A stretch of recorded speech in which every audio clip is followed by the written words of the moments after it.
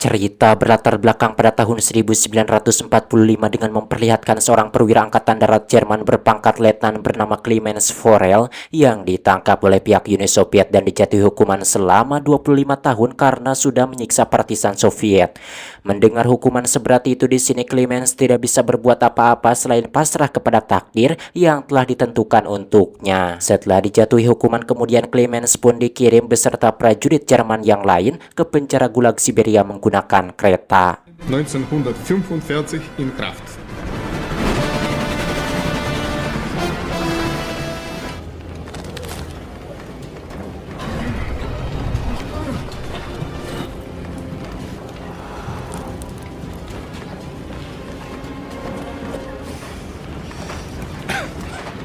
Ja, jetzt egal was hier!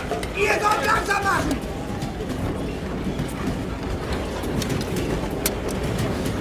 Dalam perjalanan, Clemens menangis karena dirinya teringat kepada anak dan istrinya yang ditinggalkan di rumah. Sedangkan dulu sebelum pergi, Clemens sudah berjanji kepada mereka bahwa dirinya akan pulang saat Natal. Namun kenyataannya sekarang dirinya tidak pulang disebabkan tertangkap oleh pihak Uni Soviet. Dan yang paling membuat Clemens sedih dulu ketika ditinggalkan itu istrinya sedang hamil. Saking sedihnya saat itu, Clemens sampai ketiduran.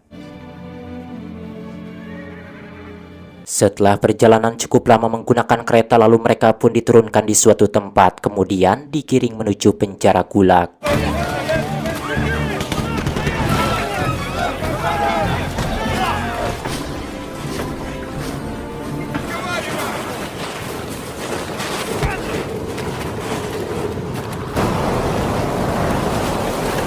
November. Irgendwo in Sibirien. Dieses Schreckliche, das alles zermalmt.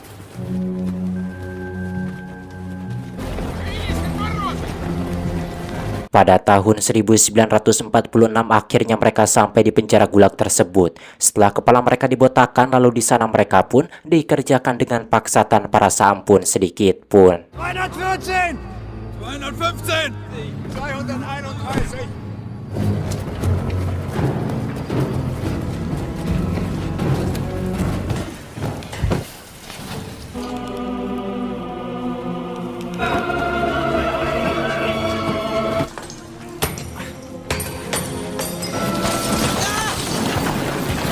Tiga tahun kemudian, tepatnya pada tahun 1949, di mana hari itu Clemens dipanggil oleh pemimpin penjara tersebut yang bernama Letnan Kamenev dan disuruh memperbaiki mesin yang tidak mau menyala.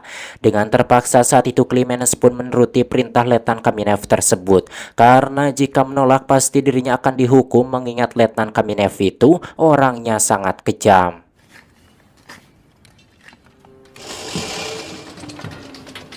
Laden die richtigen. Malamnya Clemens berhasil memperbaiki mesin tersebut hingga lampu yang ada di tempat itu semuanya menyala. Melihat keadaan yang menguntungkan, akhirnya Clemens pun nekat kabur dari penjara tersebut. Namun sialnya usaha Clemens gagal karena dirinya keburu ketahuan oleh seorang penjaga. Akibat mencoba mau kabur dari penjara itu, akhirnya Clemens pun dihukum dengan cara yang tidak manusiawi. Jetzt nur noch Plenny Forel. Sesudah melihat keadaan Clemens lemah, lalu Letnan Kamenev pun menyuruh dua orang bawahannya agar mengeluarkan Clemens. Setelah dikeluarkan, kemudian Clemens pun diantarkan oleh mereka ke rekan-rekannya. Setibanya di sana, Clemens benar-benar merasa terkejut tatkala melihat rekan-rekannya sudah menunggu mau memukulinya. Dan setelah kedua penjaga itu pergi, lantas mereka pun memukuli Clemens tanpa ampun hingga Clemens kesakitan. Melihat itu, teman dekat Clemens yang bernama Meteran pun menghentikan mereka hingga akhirnya Clemens pun selamat. Namun keadaannya cukup parah.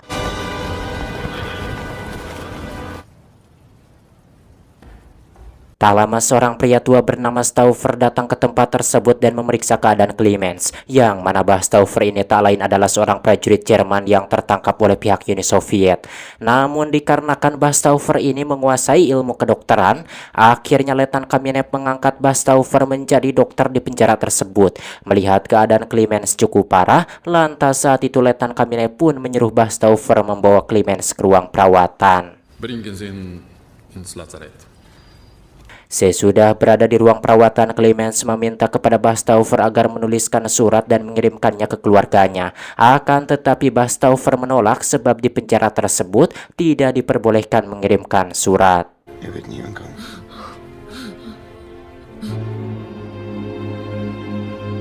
Seminggu kemudian setelah keadaannya agak membaik, Clemens menyampaikan kepada Bastaufer bahwa dirinya ingin pulang.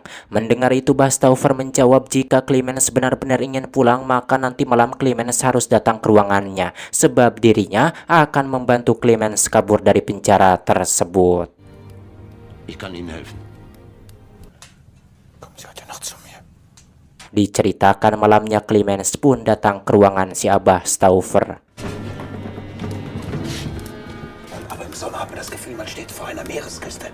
Lalu saat itu Bastaufer pun langsung memberikan pakaian, sepatu dan juga beceng kepada Clemens. Bastaufer mengatakan bahwa Clemens harus kabur malam ini juga mumpung dirinya masih berada dalam perawatan. Karena jika Clemens sudah sembuh dan dikerjakan kembali, itu akan sangat sulit. Sie heute Nacht nicht verschwinden. Dann gehen Sie in den Berg und niemals mehr raus. Usai mengatakan hal itu, Bastaufer memberitahukan bahwa dirinya sudah menyembunyikan perbekalan di atas bukit berupa roti kering, lemak babi, 2 kilo makhorka, kompor kecil, kompas, dan juga sepatu salju. Yang mana semua itu awalnya perbekalan dirinya untuk kabur. Namun sebelum mendapatkan kesempatan dirinya keburu terkena penyakit kanker. Jadi sekarang semua perbekalan itu bisa dimanfaatkan oleh Clemens. Wenn Sie es schaffen, gehen Sie zu meiner Frau. Kemudian kala itu Bastaufer pun menyuruh Clemens agar membawa petanya. Selain peta, Bastaufer juga membekali Clemens pisau legend buatan Cibatu untuk berjaga-jaga. Lalu di sana Bastaufer memberitahukan bahwa esok pagi mereka pasti akan mengejar Clemens ke barat. Jadi sekarang Clemens harus kabur ke utara ke arah laut agar dirinya selamat. Sesampainya di bawah sebelum menutup pintunya, di sana Clemens menatap terlebih dahulu kepada Bastaufer dengan penuh rasa terima kasih karena Bastaufer sudah memberikan segala yang dibutuhkan dirinya untuk kabur. Sesudah mengambil perbekalan milik Bastaufer, lantas saat itu juga Clemens pun langsung pergi meninggalkan penjara neraka tersebut.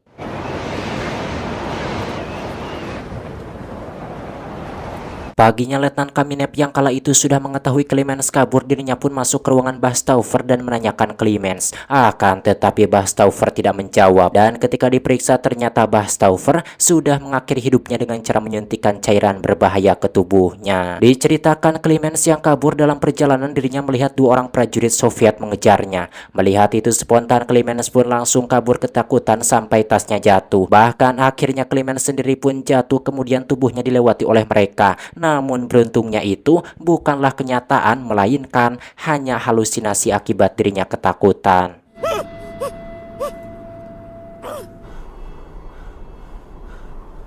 5 hari kemudian, di mana malam itu seorang bawahannya yang ditugaskan mengejar Clemens melaporkan kepada Letnan Kaminep bahwa dirinya sudah menyusuri dataran sampai ke barat. Akan tetapi dirinya tidak berhasil menemukan Clemens karena memang Clemens perginya ke arah utara.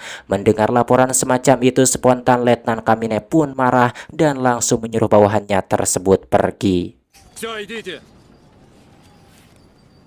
Di waktu yang sama, Clemens yang saat itu terus berjalan menemukan dirinya tersesat. Tentunya kenyataan itu membuat Clemens merasa kesal.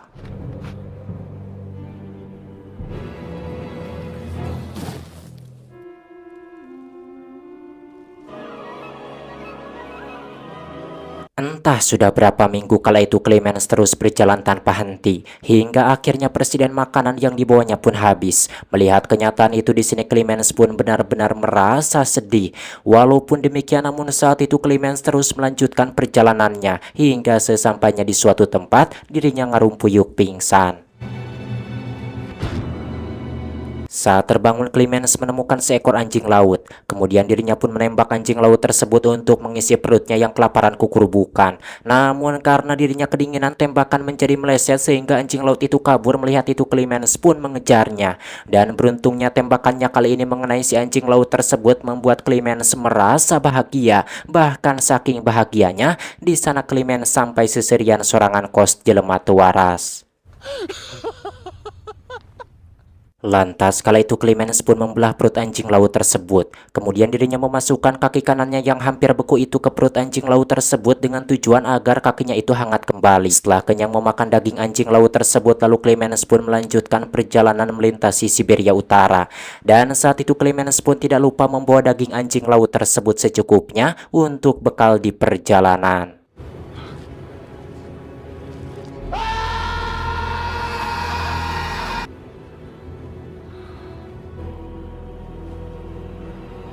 Sesudah beberapa bulan berjalan di hamparan salju, akhirnya Clemens sampai di hamparan salju yang ada pohonnya. Melihat ada pohon tumbuh di sana, Clemens pun tersenyum bahagia, sebab hal itu menandakan bahwa sebentar lagi dirinya akan sampai di hutan. Dengan penuh kebahagiaan kemudian kala itu, Clemens pun melanjutkan perjalanannya. Dan benar saja tak jauh dari sana Clemens menemukan hutan. Karena saat itu hari sudah gelap, lantas Clemens pun bermalam di hutan tersebut. Malamnya ketika Clemens sedang enak-enak beristirahat, tiba-tiba ada dua orang manusia bernama Semyon dan Anastas datang ke tempat tersebut. Melihat itu spontan Clemens pun langsung menodongkan beceng ke arah mereka. Melihat Clemens menodongkan beceng, Anastas mengatakan dirinya tahu bahwa Clemens ini adalah prajurit Jerman yang kabur dari penjara Gulag. Dan dirinya beserta Semyon tidak akan melaporkan Clemens kepada tentara Soviet sebab dirinya dan Semyon bukanlah orang jahat, melainkan dua orang pemburu yang sedang mencari nafkah. Kemudian saat itu Anastas pun mengajak Clemens untuk bergabung dengan mereka. Akan tetapi Clemens yang takut ditipu, dirinya menolak dan mengusir mereka. Geht! Geht! Keesokan harinya dalam keadaan badai salju yang sangat lebat, Clemens nekat meneruskan perjalanan. Akibat dirinya nekat di perjalanan, Clemens tertimpa pohon yang runtuh, namun beruntungnya dirinya tidak meninggal. Melihat Clemens tertimpa pohon, Semyon yang kala itu posisinya tidak jauh dari tempat tersebut pun langsung menghampirinya. Sebelum menolongnya di sana, Semyon menanyakan, "Siapa namamu kawan?" Clemens menjawab bahwa dirinya bernama Pior. Mendengar itu Semyon mengetahui bahwa Clemens berbohong. Akan tetapi Semyon tidak marah, bahkan dirinya menyuruh Clemens agar tidak memberitahukan nama aslinya kepada siapapun, mengingat Clemens adalah buronan Soviet. Setelah diselamatkan, akhirnya Clemens pun bergabung dengan mereka disebabkan ternyata Anastas dan Semyon ini adalah orang baik. Pada tahun 1950 terlihat di sana Clemens masih bergabung dengan Anastas dan Semyon disebabkan Anastas dan Semyon sudah berjanji bahwa mereka berdua akan mengantarkan Clemens ke pegunungan Kolyma. Setibanya di sungai, lantas mereka pun menyusuri sungai tersebut menggunakan rakit yang mereka buat. Saat menyusuri sungai di sana, Clemens menanyakan kepada Anastas kapan mereka sampai di pegunungan Kolyma. Anastas menjawab mungkin sekitar 2 hari atau 3 hari lagi. Überqueren den Kaukasus! Und nun, Piotr, Links! Fähre nach links! Tatkala mereka hampir sampai ke gubuk pemburu untuk beristirahat di sana, Semyon terjatuh ke sungai. Melihat itu Anastas tidak memperdulikannya dan menyuruh Clemens agar terus mengendalikan rakitnya. Namun Clemens yang tidak tega kepada Semyon, dirinya tidak menurut. Lantas saat itu Clemens pun ngajol mau menyelamatkan Semyon. Dan usaha Clemens pun tidak sia-sia, terlihat di sana dirinya berhasil menyelamatkan Semyon. Membuat Semyon sangat berterima kasih kepada Clemens sebab jika Clemens tidak menolongnya, pasti dirinya akan mati.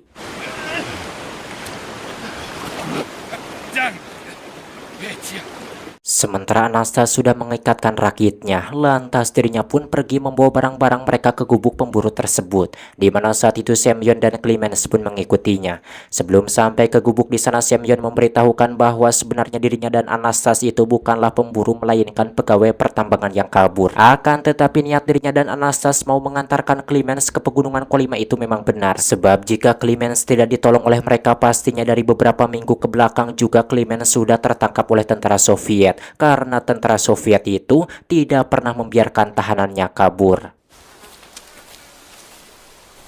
Di waktu yang sama, Anastas yang kala itu sudah berada di dalam gubuk terlihat dirinya mengambil emas milik Semyon dari tasnya. Tak lama Semyon dan Clemens pun datang, lalu mereka pun masuk ke gubuk tersebut. Setibanya di dalam, Semyon yang mempunyai curiga kepada Anastas pun langsung memeriksa tasnya, yang mana ketika diperiksa benar saja Semyon menemukan emasnya tidak ada. Di sini Semyon tahu bahwa Anastas lah yang telah mengambilnya. Akan tetapi saat itu Semyon tidak langsung mengambil tindakan apapun. Namun tatkala Anastas sedang meminum tuak yang ditemukannya di gubuk tersebut, Semyon mendekati Clemens dan mengambil becengnya kemudian memukul leher Clemens hingga pingsan. Setelah Clemens pingsan, tanpa basa-basi Semyon pun menembak Anastas hingga akhirnya Anastas yang malang pun meninggal. Vodka. Sorenya selepas terbangun, Clemens menemukan Anastas sudah meninggal. Karena penasaran, lantas dirinya pun menanyakan kepada Semyon, kenapa Semyon tega membunuh temannya sendiri. Semyon menjawab bahwa Anastas sudah berani mencuri emas miliknya. Mengetahui itu kemudian Clemens pun berniat mau menguburkan mayatnya. Akan tetapi Semyon melarang dan mengajaknya melanjutkan perjalanan. Dengan berat hati saat itu Clemens pun terpaksa menuruti kemauan Semyon tersebut. Auch wenn ich Umwege machen muss. Saat musim salju dalam perjalanan, Semyon merasa kelelahan. Melihat itu Clemens pun menawarkan untuk membawakan tasnya. Namun Semyon yang ketakutan emasnya dicuri, dirinya tega memukul Clemens menggunakan tasnya hingga Clemens digorolong kelereng dan pingsan. Ketika terbangun di sana, Clemens melihat ada beberapa ekor serigala berlari menghampirinya. Melihat itu spontan Clemens pun langsung naik ke pohon kecil. Beruntungnya tatkala pohon tersebut potong, dua orang pengembala nomaden datang ke tempat tersebut dan menembaki serigala-serigala itu. Hingga akhirnya Clemens pun selamat. Kemudian mereka pun membawa Clemens ke tempat tinggalnya. Dalam perjalanan, salah seorang dari mereka memberitahukan bahwa dirinya bernama Uhe, sementara temannya dia bernama Otong. Mendengar itu Clemens tidak menjawab karena keadaannya benar-benar sangat lemah.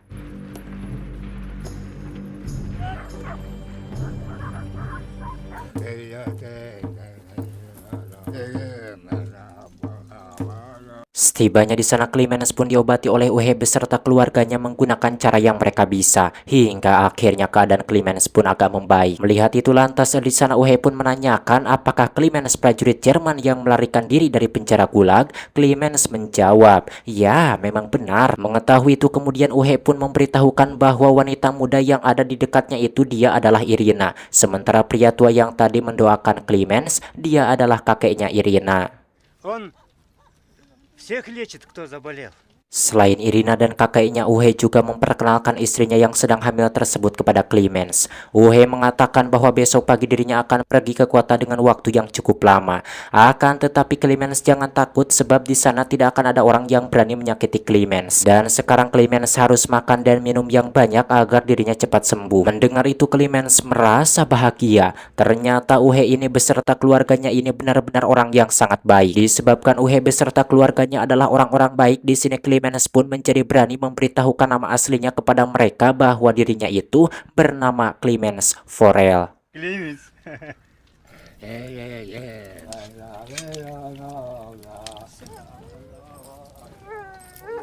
Suatu malam Irina membawakan air ramuan buatan kakeknya ke tempat tidur Clemens. Kemudian saat itu dirinya pun mengajak Clemens sempeludan. Tentunya Clemens pun tidak menolak sebab sudah beberapa tahun ini dirinya tidak merasakan martabak yang kenyal dan gurih coklat seperti kue lapis ini. Jik.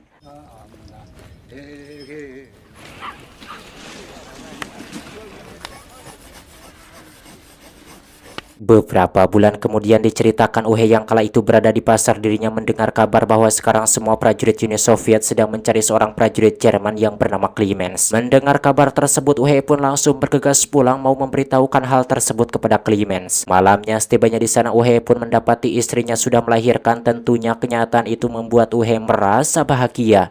Kemudian saat itu Uhe pun memberitahukan kepada Clemens bahwa sekarang prajurit Uni Soviet sedang mencari Clemens. Jadi mau tidak mau esok pagi Clemens harus pergi meninggalkan tempat tersebut agar dirinya tidak tertangkap oleh mereka.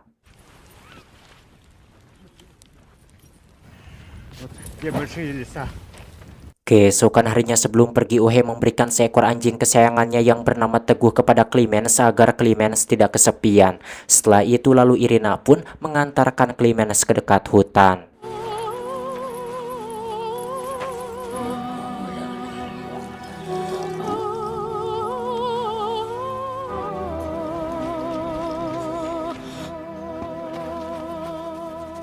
Sesampainya di dekat hutan, Irina memberikan kalung jimat kepada Clemens agar Clemens sampai ke negaranya dengan selamat. Sebelum pergi di sana mereka saling berpatukan untuk yang terakhir kalinya, mengingat mereka tidak akan bertemu lagi. Sesudah puas berpatukan, kemudian Clemens pun pergi bersama Teguh.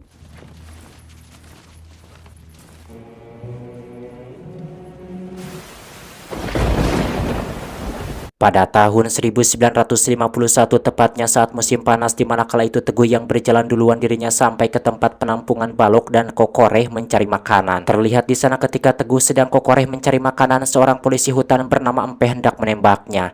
Melihat itu Clemens yang sudah sampai ke sana pun mengajaknya pergi. Akan tetapi tatkala Clemens dan Teguh hendak pergi, Empe melarangnya. Sebab Empe tahu bahwa Clemens ini adalah prajurit Jerman yang kabur dari penjara Gulag. Lalu saat itu Empe pun menghadapkan Clemens ke Letnan Odo.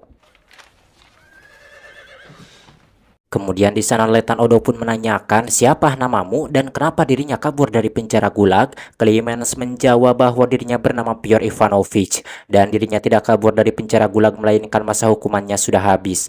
Yang mana sekarang dirinya akan melapor ke komandan rayon yang ada di Chita bahwa dirinya sudah bebas. Mendengar itu Letnan Odo pun mengetahui bahwa Clemens berbohong sebab dirinya sudah mendengar kabar bahwa 2 tahun ke belakang ada seorang tahanan Jerman yang kabur dari penjara Gulag dan sekarang Letnan Kamenev masih mencarinya, di mana saat itu Letnan Odo pun merasa yakin bahwa tahanan yang kabur dari penjara Gulag itu pastinya adalah Clemens yang kini berada di hadapannya. Mengetahui bahwa yang sedang dicari oleh Letnan Kamenev itu adalah Clemens, di sini Letnan Odo pun pura-pura baik kepada Clemens dengan mengatakan jika Clemens hendak pergi ke Chita, maka dirinya bisa numpang ke kereta yang mengirim barang ke Chita. Tentunya kenyataan itu membuat Clemens yang tidak mempunyai curiga sedikit pun merasa bahagia dan berterima kasih kepada Letnan Odo. Danke, Genosse Kontrolleur.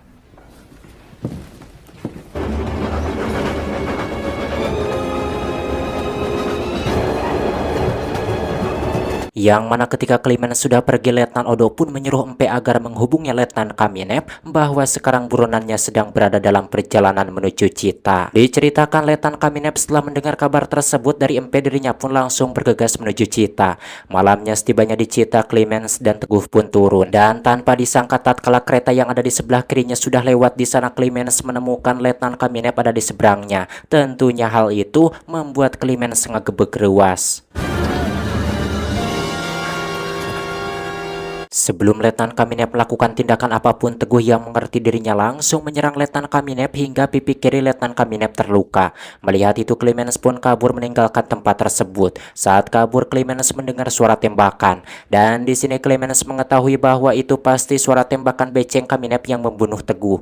Berkat kasih sayang sang pencipta, Clemens yang kala itu dikejar oleh bawahan Letnan Kamenev dirinya selamat tidak tertangkap oleh mereka disebabkan Clemens keburu ngajol ke kereta.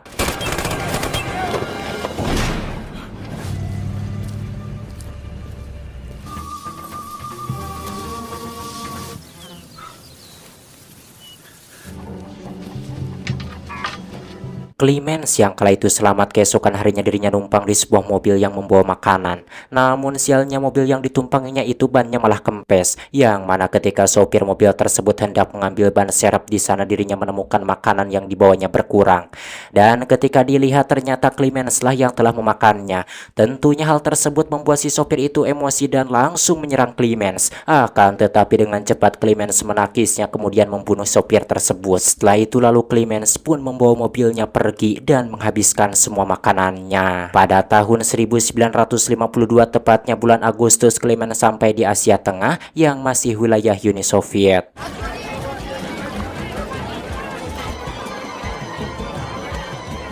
Saat memasuki pasar, di sana Clemens merasa tertarik dengan makanan yang dijual di pasar tersebut. Akan tetapi dirinya tidak mempunyai uang untuk membelinya. Ketika Clemens pergi, seorang penjual makanan yang baik bernama Aisyah menyuruh adiknya agar memberikan sedikit makanan yang dijualnya tersebut kepada Clemens. Membuat Clemens yang menerimanya merasa bahagia kemudian memakannya di tempat yang sunyi. Sebelum melanjutkan perjalanan, lantas kala itu Clemens masuk dahulu ke sebuah gereja dan memohon ampunan kepada Sang Pencipta atas perbuatan salah yang sudah dilakukan selama hidupnya.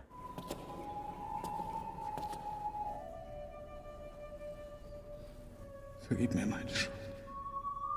Tatkala Clemens sedang khusyuk berdoa, tanpa disangka seorang pria Yahudi Polandia bernama Agis datang dan mengajak Clemens ke rumahnya. Agis mengatakan bahwa dirinya mau membantu Clemens. Dengan sedikit ragu saat itu Clemens pun menerima ajakan Agis tersebut. Setelah Agis dan Clemens keluar, seorang mata-mata bernama Abid melaporkan Clemens ke markas kepolisian Soviet bahwa Clemens dibawa oleh Agis ke rumahnya. Mengetahui itu lalu mereka pun memberitahukan hal tersebut kepada Letnan Kamenev, membuat Letnan Kamenev hari itu juga langsung pergi menuju ke sana. Sementara Clemens tibanya di rumah Agis, di mana saat itu Agis mengatakan bahwa Clemens tidak akan bisa menyeberang perbatasan tanpa dirinya memiliki paspor. Karena hal itu Agis akan membuatkan paspor untuk Clemens agar Clemens bisa pulang.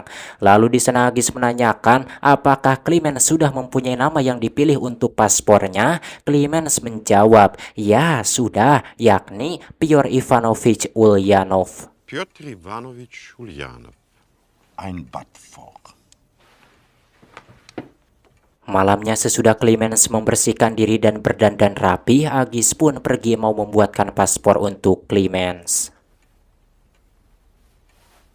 Beberapa jam kemudian Agis pun kembali ke rumahnya sambil membawa paspor untuk Clemens. Namun di sini Agis merasa terkejut tatkala menemukan Clemens sudah kabur lewat jendela. Lantas saat itu Agis pun pergi ke gereja tempat dirinya menemukan Clemens karena Agis merasa yakin bahwa Clemens pasti bersembunyi di gereja tersebut. Setibanya di gereja itu, benar saja Agis menemukan Clemens ada di sana. Kemudian saat itu Agis pun memberikan paspor tersebut kepada Clemens. Agis mengatakan bahwa di paspor itu Clemens bernama Pyotr Ivanovich Ulyanov, orang Latvia. Sebelum pergi di sana Clemens menanyakan kenapa Agis menolongnya padahal dirinya orang Jerman. Agis menjawab dirinya melihat bahwa Clemens adalah orang Jerman yang baik.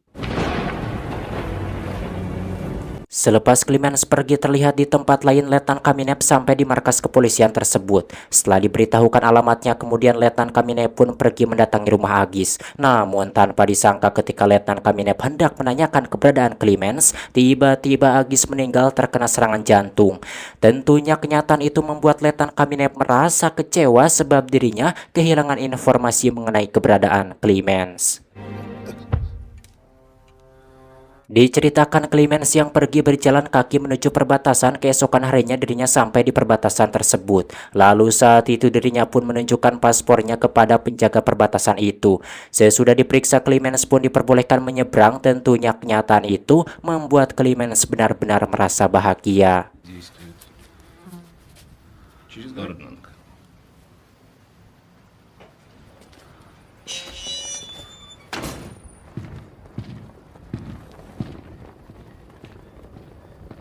Akan tetapi belum juga dirinya berhasil menyeberangi perbatasan tersebut, tiba-tiba di sana Clemens bertemu dengan Letnan Kamenev yang ternyata memang sengaja sudah menunggu Clemens di sana. Namun beruntungnya saat itu Letnan Kamenev tidak menangkap Clemens, melainkan malah memperbolehkannya lewat dengan mengatakan bahwa ini adalah kemenanganku.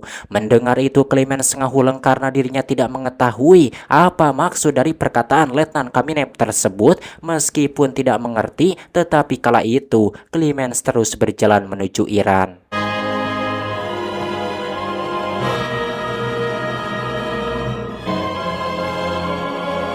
Setibanya di Iran, Clemens diyakini sebagai mata-mata Soviet. Kemudian dirinya pun ditangkap dan dimasukkan ke penjara federal untuk dihukum mati. Sebelum hukuman mati itu dilakukan, Clemens meminta bantuan kepada pamannya yang menjabat sebagai Menteri Ekonomi di Turki. Meskipun pamannya ragu bahwa yang meminta bantuan itu adalah keponakannya, akan tetapi saat itu dirinya datang menemui pemimpin penjara tersebut untuk meyakinkan kebenarannya. Dan kebetulan pemimpin penjara itu adalah sahabat baiknya. Setelah dihadapkan, pamannya sangat mengenali bahwa orang yang ada di hadapannya itu adalah Clemens, keponakannya. Karena hal tersebut akhirnya Clemens pun dibebaskan disebabkan dirinya bukan mata-mata Soviet. Zu ihrem Geburtstag, 39. Das steht auch hinten noch.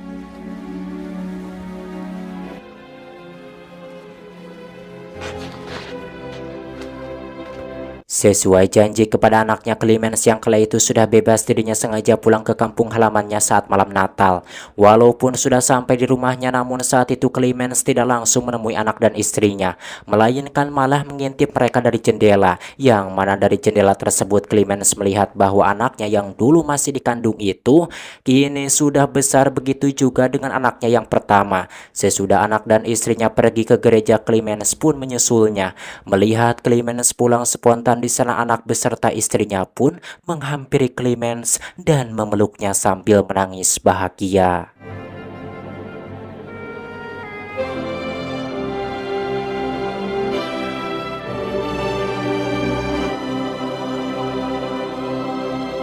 Tamat ending yang sangat Clemens forelkan, petualangan yang sangat mengedankan. Halah, sungguh film yang sangat luar biasa sekali menurut saya. Menurut saya perjuangan Clemens melarikan diri dari penjara gulag itu benar-benar sangat luar biasa, karena dalam perjalanannya Clemens banyak sekali mendapatkan keajaiban yang didapatkannya sehingga dirinya bisa pulang ke rumahnya dengan selamat. Dan macam mana menurut teman-teman semua tentang film ini? Silahkan saja tulis di kolom komentar. Menurut saya filmnya wah sungguh epic sekali dengan durasi yang 2 jam lebih ini. Alah, tapi saya merangkumnya wedan sekali. Oke, akhirnya sajalah saya Boy pamit dari ruang dengar Anda. Sampai berjumpa kembali di video selanjutnya.